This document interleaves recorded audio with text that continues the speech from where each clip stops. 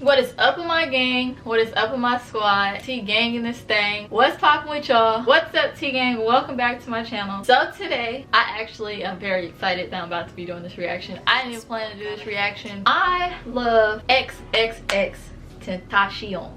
I like saying it like that. I don't even know if I'm saying it correctly because I call him X most of the time, or Jase. I'm gonna be reacting to the real XXXTENTACION story, the documentary. Smash the like button, comment something you want to see below, and subscribe and click the bell and join the gang. If you're new, then definitely subscribe because we're going nowhere but up. Follow me on my social medias. Definitely follow me on my Instagram, the real _ is Tania's World. Follow me on my TikTok, it's Tania's World. I was gonna say, let's just hope and pray I won't get emotional because when he passed, that was tough. I don't know if y'all know this, but he actually helped me through like anxiety and depression and all that stuff. So that's why I took it to the like heart. You all to listen closely.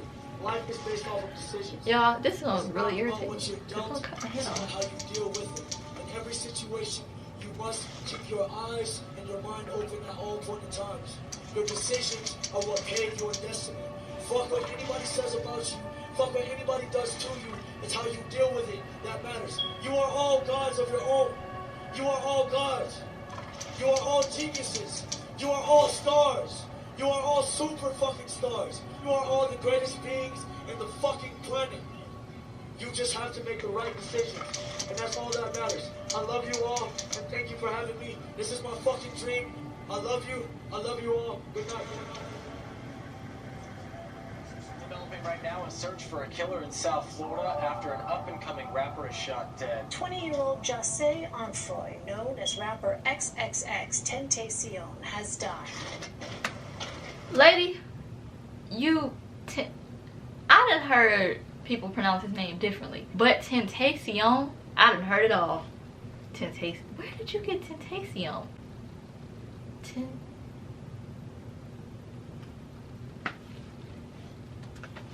Tentacion. Jose Onfroy was born on January 23rd, 1998, to parents Dwayne and Cleopatra in Plantation General Hospital in Florida. Although Jose was healthy, the doctors would notice a problem with his heart, a defect known as a hole in the heart. And although it's common, it didn't mean Jose grew up being told not to play too rough. It would only grow to be 5'6". He spent the first year of his life living with his dad and his dad's girlfriend Tashno Freeman, and Jose's half-sister Ariana. Ariana would go into a lot of detail about Jose's early childhood, but the videos on her YouTube have since been deleted for unknown reasons. Dang. But here's what we know. Oh, I got lucky. Cause oh Jesus, I do that every time. Okay, I watched some of her videos. If y'all have watched a few of my videos, y'all know why I go crazy like this. Okay, you can do this, you can do this, you can do this, you can do this. After being born, Jose would visit between his mother and father's home until finally settling in with his dad at 817 36th Street, West Palm Beach. This was in March or April of 1998. He was in a Jamaican family, very inspired by their roots and traditions. Being Jamaican means earning and having respect first and foremost. Jamaican parents often hold their children to greatness. Ariana's mom would be the one to take care of Jose and Ariana for over a year, while his dad provided the income mainly from selling drugs, doing music performances, and odd work on the side. Dwayne always said his son was beautiful, and he always wanted attention as a child. He would cry until he would be picked up, and he would go quiet. I heard that. Ariana remembers this is how Jose was. It was like this for less than a year until some dramatic changes in the real path of Jose's life began. Sometime in 1998, Jose's dad had an affair with another woman, having a third child with a third mother. It was only a few months after this video was filmed that Tashno would have enough and call Cleopatra, Jose's biological mom. She asked her to come take her son, and they would meet at a gas station. From there, he would be taken care of mainly by his mother. This didn't mean he didn't have a connection with his dad and Ariana, though. They were often visiting on the weekends, and his dad would babysit when needed. His dad loved Jose, and he tried to provide for him even with the new living arrangements.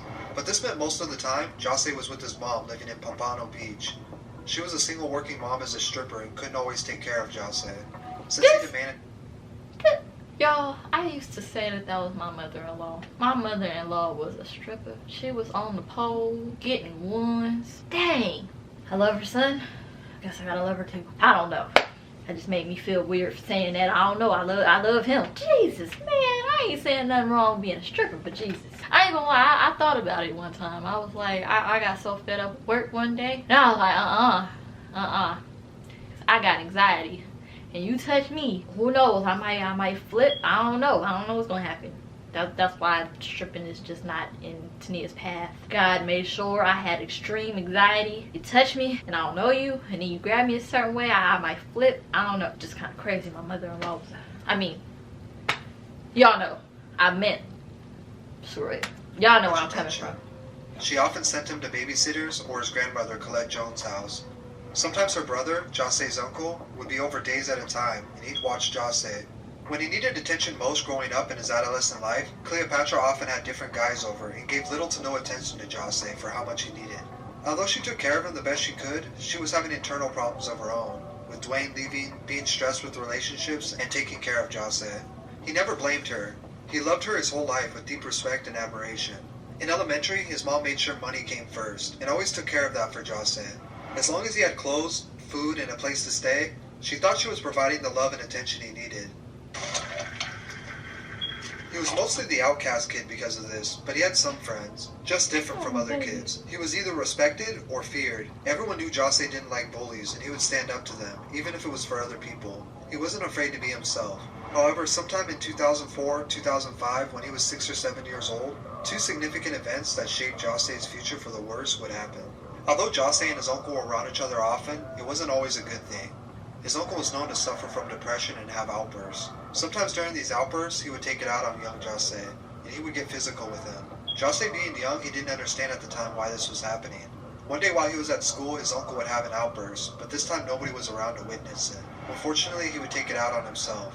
When Jocelyn came home, he was the first one to discover the tragedy of his uncle hanging from the balcony. This event would only feed Jocelyn's anger and depression even more. Just months after this tragic event, one of the guys who sold drugs and was seeing his mother had been over the house. Him and Jocelyn's mom had a heated argument, but this wasn't really uncommon in the household. Jocelyn came out of his room when he heard dishes being broken in the kitchen. The argument quickly grew out of hand and the man got physical with Jocelyn's mom. Jocelyn claims the man would have killed his mom, but he interfered, ran, grabbed a piece of broken glass from the dishes, and jumped on top of the man, biting his flesh anywhere he could. Oh, God. That is one thing I never understood with this boy. I love him to death. I will always say that. I love him to death. But what is up with him and flesh? I heard a story. One time he said he was locked up. I ain't gonna say the word. We're gonna say G. Okay? They put a G in his cell. And that G was trying to flirt with him. And the G, I feel like somebody's still gonna take this offensive. The G started trying to flirt with him. He wasn't having it. And he, I think, what did they say? What did he say? Not they. What did he said something about he started, I don't know if he killed him or whatever, but whatever happened, the man started bleeding. He wiped the blood all on himself. That right there would have probably made me throw up and pass out at the same time. For one, blood don't smell good. For two, that ain't your blood that you wiping on yourself. And for three, I don't know who would want blood. I started getting nauseous. We're just gonna get back to the video. Because I started thinking, okay. Cutting him and poking him with the glass. This was the first major outburst Jocelyn had shown, and it was a tipping point. After this, Cleo tried to pay more attention to Jocelyn to make sure he wouldn't behave like that again. Over the next year or two, he would soon be leaving elementary school, and would increasingly hate being home when she wasn't there. He loved his mom and always went out of his way for her attention. He chased her in his own words. But slowly things went back to their old ways, and Cleo fell short of her promise to give Jocelyn the attention he needed. My mom was going through it at a young age, so she wasn't really able to be there, and it wasn't her fault. She got pregnant again and would give birth to Jocelyn's half-brother. The next years of elementary... No. We're not gonna say half... That's his freaking brother. You ain't say that about the freaking sister. Talking about half-brother. That get on my nerves. I'm telling you. In middle school, in elementary school, I used to almost get into it with people saying my brother, my half brother. Just because we ain't got both the same parents don't mean that we freaking have. Because at the end of the day, if you got freaking raised in the house with that person, well, even if just brought me back to a dream that I had. You living in the same house as that person. Why? Where? How is it half? You might as well freaking say y'all blood, full blood. You ain't half. Might have said, I mean, a different last name, but you ain't half. Into middle school were spent having his aunt babysit him when his mom was gone, and visiting his dad on the weekends where they would go out to eat or the movies.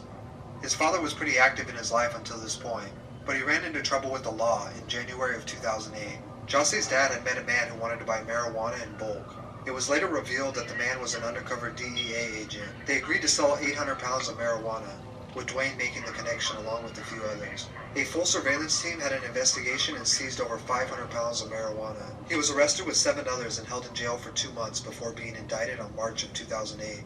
The trial would last until 2009. He was sentenced to 9 years in prison for money laundering, conspiracy, and drug trafficking. Josse's dad was a prominent figure in Josse's life, and he provided stability, and just like that, he was gone. Josse started sitting online all day with the laptop he got for Christmas, just talking to people and interacting, something he continued to do for years. Around 2009-2010, Josse was attending Margate Middle School.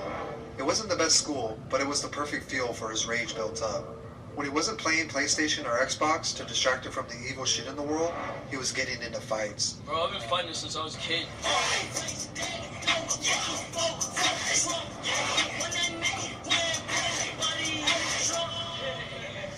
This eventually led him to get suspended and then kicked out, but he had stopped caring about report cards or school in the 6th grade. He had completely failed this year, even though he got straight A's the year before. Him and his mom argued over things like this because she wanted him to do great academically and go on to great things. But Josse knew that wouldn't come from schooling and being a well-behaved student.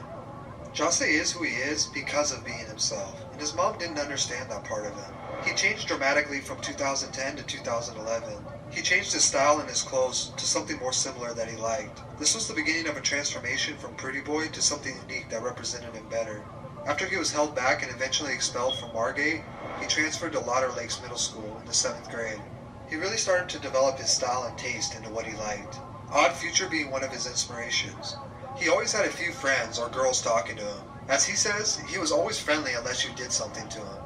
The only subject Josse actually enjoyed was history. Everything else about school just led to more fights. There's something about fighting that Josse loves. He fought for people who couldn't fight for themselves, but he also fought for fun and the thrill. He also admitted to fighting just to get the attention from his mom, because he knew she would have to give him attention after a fight. But over the years, the strain was getting to be too much for his mom. She would take him to stay with his aunt or friends for extended periods of time.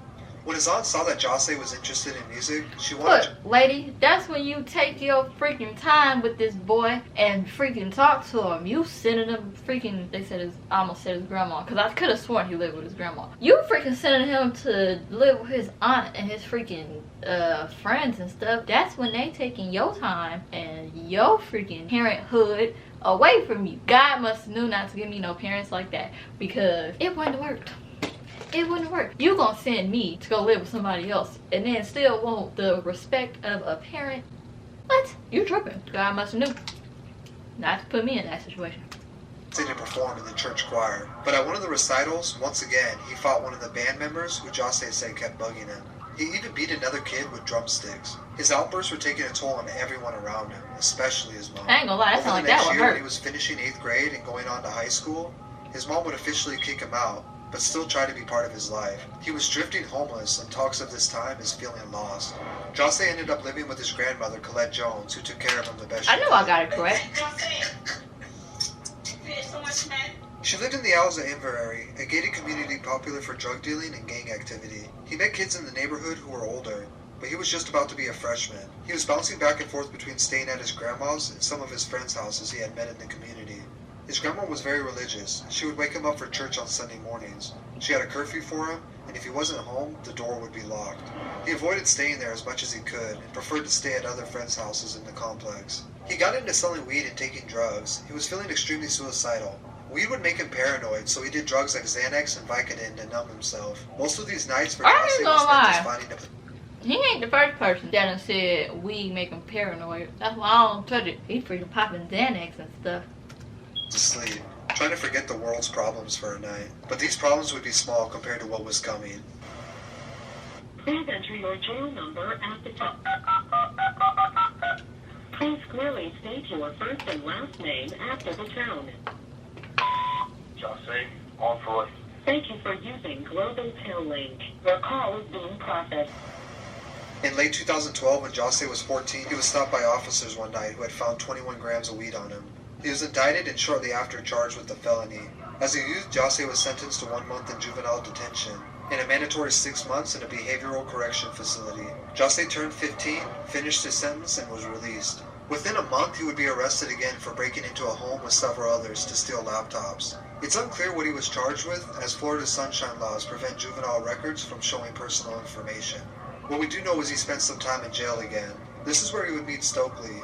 We met in jail. The last one in jail started. I was gonna pause it. Stokely had been locked up for minor drug charges, and he went to Piper High School in Sunrise, the same high school Jose would transfer to after he did his 6 months in the behavior program. While locked up, they would talk about how they wanted to hit licks and come up on some money. They even joked about rapping together and would freestyle for fun. This was the same time when Jose would beat up one of the problem inmates who was transferred into his cell a few days prior. He would later speak on this in his famous No Jumper interview after homophobic allegations came up. I'm gonna just restart the camera. Yo, I think my freaking camera hate me. When it gets to that like 20-something minute mark, then my freaking battery be about to shut off. So then I had to, it was a whole bunch. But I can't remember if I was gonna say something. So we're just gonna get back to the video. That really just made me mad. I was like, dang, all I had to do was just turn it off and turn it back on. No, the freaking battery wanted to shut off. Later. Right after getting out in early 2013, he was enrolled into Sheridan Behavior Facility. Oh, that's what I was gonna say. I was gonna talk about the No Jumper interview. That was the first time I had ever in life watched an hour-long interview. I normally, if I seen an hour on that video, best believe I wasn't gonna watch it. But it's kind of funny because I had only knew about X for like a few weeks. Yeah, because he only had like 2 songs out, and it was like Look At Me. No, he only had Look At Me. That was the only song that he had out, and then the rest of his songs was on YouTube. I had saved all the songs, all of his songs that they didn't have on like thing. I don't know if every other phone, like if everybody know what Deezer is, but Deezer is like, I think it's only for Cricket. They like none of his songs was on Deezer, so I had to go to YouTube and play the songs. That was my first time watching a whole hour-long video. I watched the whole entire thing. Worked on helping the troubled youth. For an unknown reason, he was kicked out at some time and he didn't want to return to finish it. But he eventually would, and he actually gave recognition to them, saying he did enjoy his time there. He would complete his 6-month program and start high school at Piper in late 2013. Piper High School was a come-and-go school with many people and many faces. There were fights and violence, and Jose's friends would try to keep him out of trouble. But this is Jose. He would fight for any reason, and being in high school, this was only more often. They turned into every week. But slowly what would start to take up more of his time was talking with Stokely about rapping. Second person sanity for best, a little advantage equals sanity, but we cast it half of the liver, half alive in a basket, and if you're not a savage, come to the man. They picked up where they left off with their conversation. They decided they should make a crew, or something like a group whenever they hit legs. This was the start of their group Very Rare. One of their friends named Aaron had a snowball microphone and a laptop with recording software on it. It was like a snowball mic. It was like the cheapest mic you could get. It set on like 3 prongs, Audacity, and like a laptop. That's how we got distorted music. We actually started making the distortion like to the best of our advantage. So we use distortion in our music. They decided to rap because they enjoyed it so much, and it was an attempt to stay out of trouble. They wanted to make songs as a group, so they had all written down stage names for themselves. Jose was the last one to pick one, but he had narrowed it down to a few options. He tweeted to one of his old friends that narrowed down some of the names he liked. His friend tweeted back, "Are you serious? They're unique, but do you really think they would be a good stage name?" Jose replied, "I don't give a fuck what others think about the name. It's what I want." Stokely went with Ski Master. That's probably why I freaking love X. I don't care. That's what I want to do. The world? Why am I going to care about another person's opinion?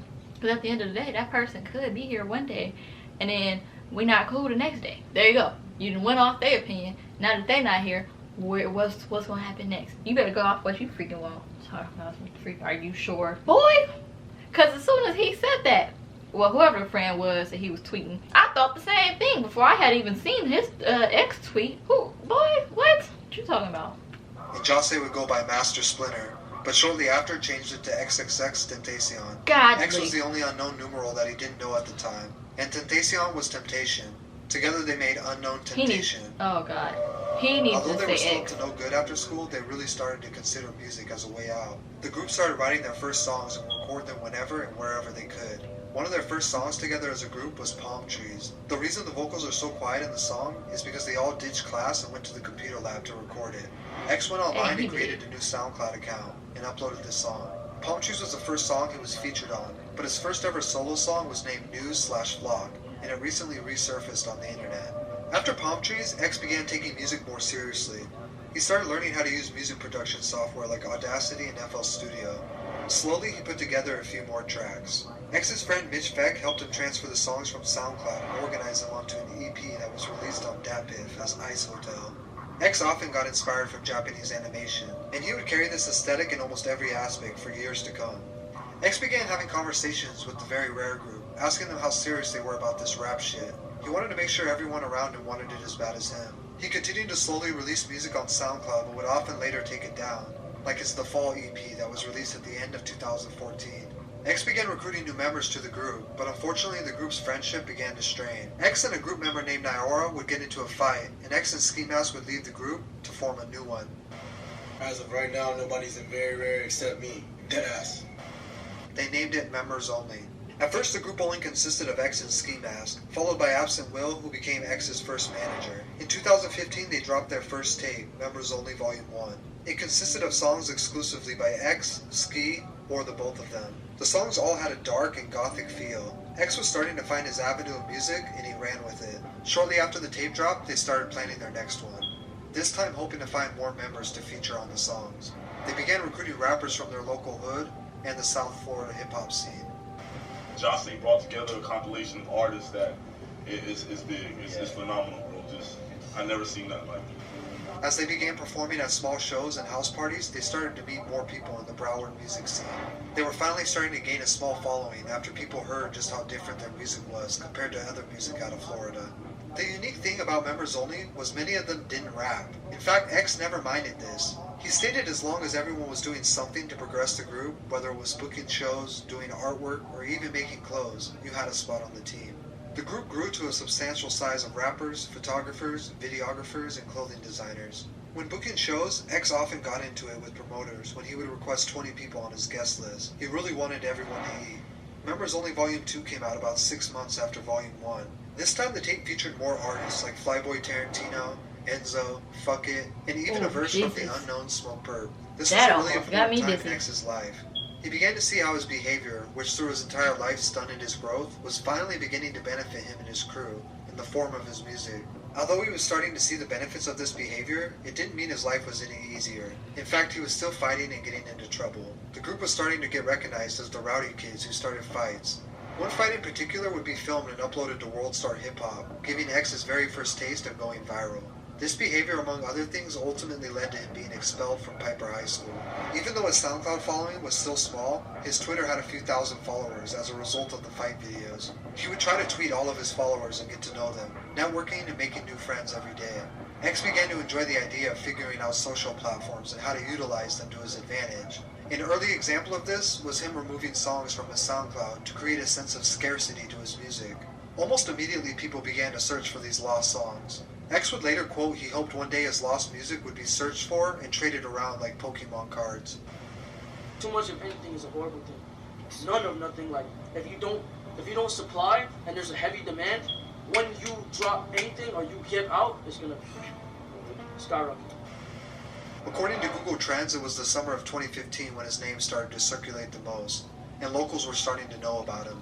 At this point, he could guarantee a few thousand plays every time he dropped a new song online. With X at the forefront of the group, they began getting paid a little bit of money for their shows, and people in Florida stated they were so infectious that soon after, other aspiring rappers throughout the region were trying to emulate them.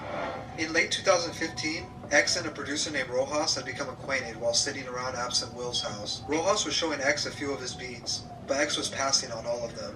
He was looking for something different. The last beat Rojas showed X was co-produced by Rojas and Jimmy Duval, and it was intended for another artist named Retchie P, but he had been locked up, so Rojas considered the beat up for grabs. X liked it. He went into the booth in the closet, and 15 minutes later the song was finished. He would title it, Look at Me. Why would you throw an ad right here? That's stupid. I think it's stupid that they freaking made that movie Blind Spotting a freaking TV show. The world. That's stupid. For a generation of kids on the brink of the worst mental health crisis in decades, X's music spoke to them. Much like how he stood up for the kids at school who couldn't help themselves. He wanted to be the voice of the youth through his music, and after the song came out, everything started to change. Like, shit, this shit fire. And then, you know, a couple days later, this shit just blew the fuck up. Rojas uploaded looking I'm gonna be honest, I'm not a fan of tattoos on the face, but that tattoo X got underneath his eye, I like that. I'm not a fan of tattoos on the face, but how them two got their tattoos on their face, I like it. Bro, it's kind of crazy. Now, I'm not a fan of tattoos on the face, and I actually talked to somebody with a freaking crown above his freaking eyebrow. I mean, that was tight, but I'm just not a fan of tattoos on the face. But I was young, I was dumb, I was 18. Page. And in January of 2016, it got its official release for digital download. It was immediately turning out to be X's most successful song at the time. Although the song wouldn't chart on the Billboard until the end of 2016, it slowly amassed millions of plays on YouTube and SoundCloud over a couple months. X's social media followers began to rise rapidly. While this is happening though, the police were building a case to put X in prison for robbery and assault from the year before. With his name circulating the underground and a cult-like following, he would be requested multiple times by his new fans to appear on the up-and-coming No Jumper podcast with Adam22.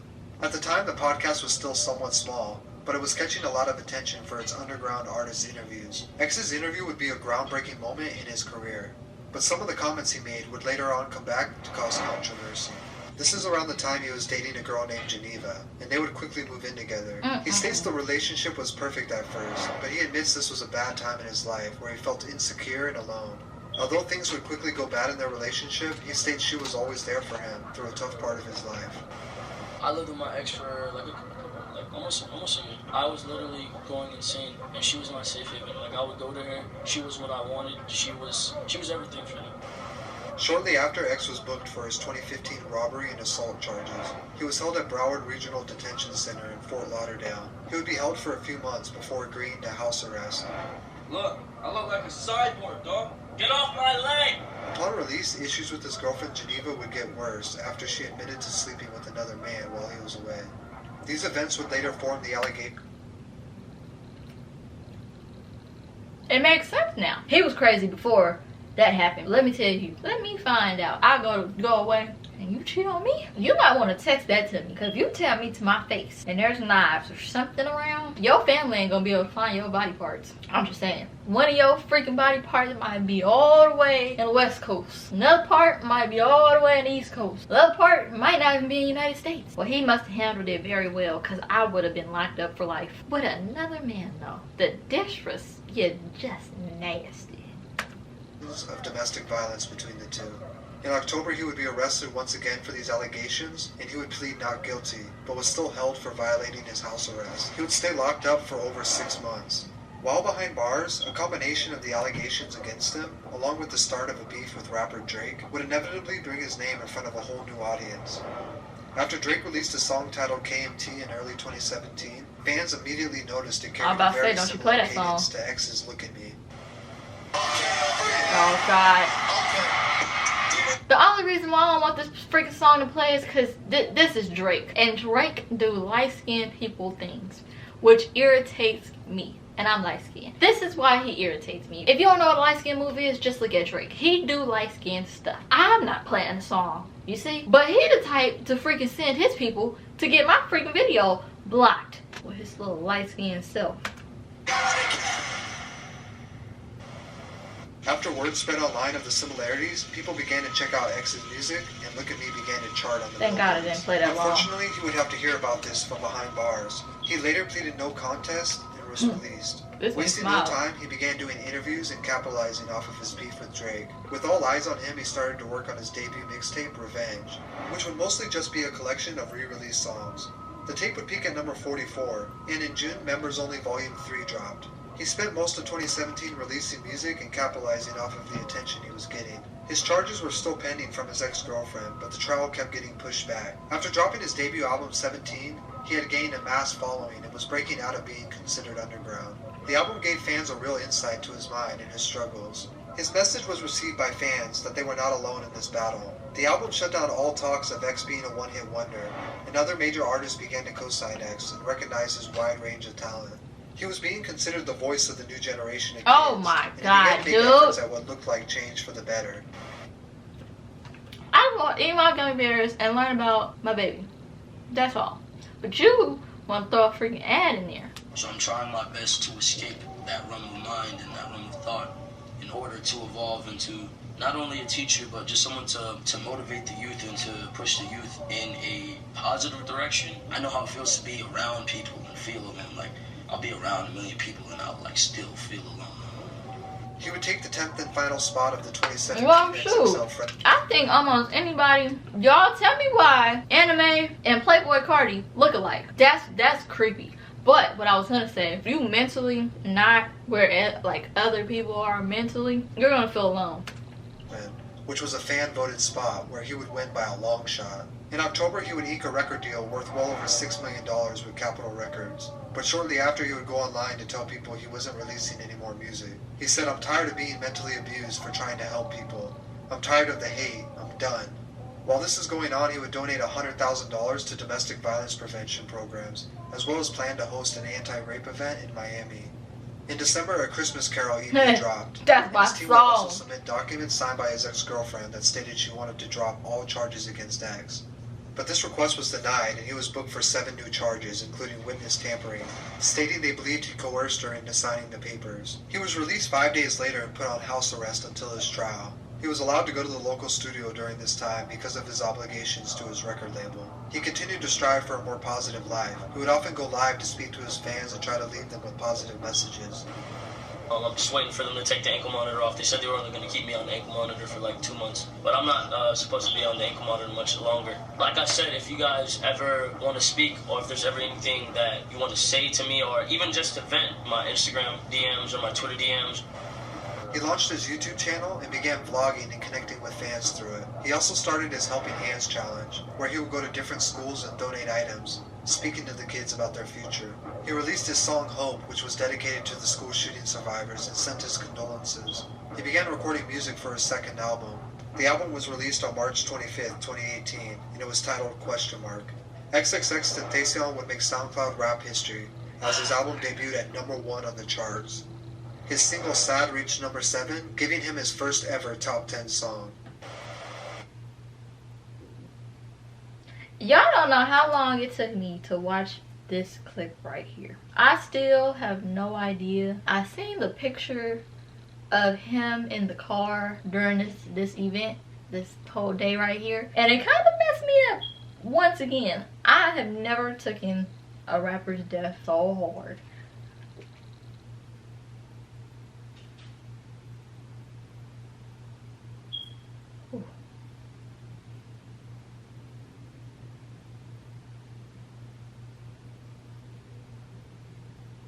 That's crazy.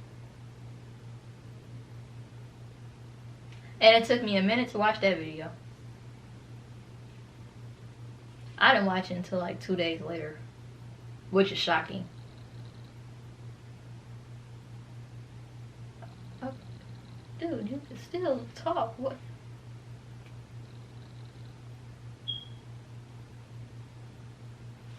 Am I tripping? Is this supposed to be like that?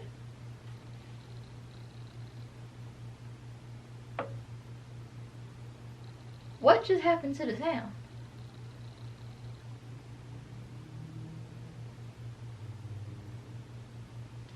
This thing, I've never heard this freaking computer be this quiet.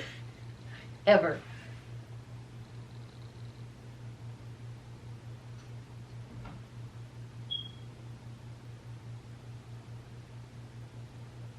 He didn't even put no music or nothing.